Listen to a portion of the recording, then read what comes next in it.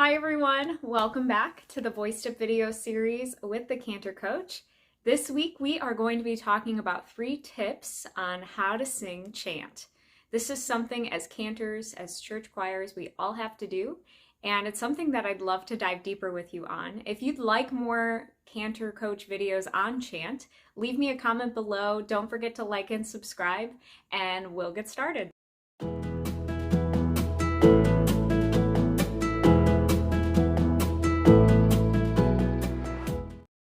Tip number 1 is to sing the chant as though you were speaking it. I often recommend to speak through the words, speak through the text before you even add any notes at all. And it's very important to really set that rhythm, set that pace, because there really isn't an assigned time signature or assigned meter to the chant. So it's up to you to speak it. Try not to go too slow, try not to go too fast. It's very easy to do either one. So my tip is to speak through it before you start singing it. For example, if you're responding to a priest at the beginning, for example, and you sing, "Glory to you, O Lord," it can be done a couple ways. You could either rush that and go, "Glory to you, O Lord," or it could be too slow if it sounds something like this. "Glory to you, O Lord."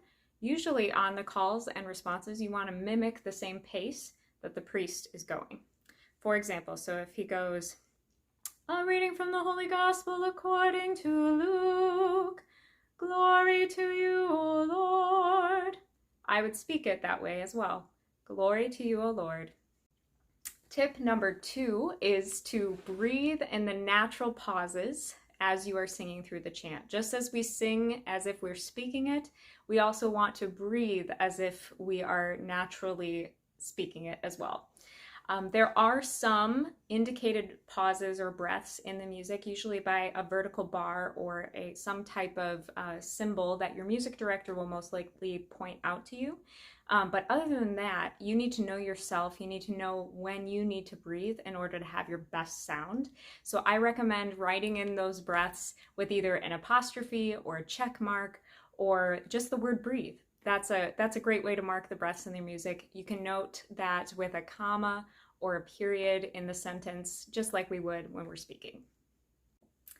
Tip number 3 is to sing smoothly and connected. This is often referred to as singing legato, and we want to make sure we are moving the line forward without adding any choppiness or anything that would disrupt the flow of the beautiful chant that we're making. So this includes any notes, multiple notes on one word, or multiple words on one note. It's often that we can run into adding H's before the notes if it's multiple notes on one word. And it's oftentimes where we get a little choppy moving from note to note when it comes to moving from word to word. So be mindful of being smooth and connected. An example of that is when we are singing a verse to a psalm. So for example, if we sing, "Sing to the Lord a new song, for God has done wondrous deeds," compared to, "Sing to the Lord a new song, for God has done wondrous deeds." Do you see the difference? The difference is that we don't add those extra pauses or those extra jumps in between the words, and it makes for a smoother line. Another example is when we sing something like the Kyrie that has one word that has many notes. We want to avoid that choppiness by not adding any extra H's or articulating with the back of our tongue. We want to make sure we have as smooth of a line as possible. So the difference sounds something like this. Rather than Kyrie, we want it to sound something like this. Kyrie.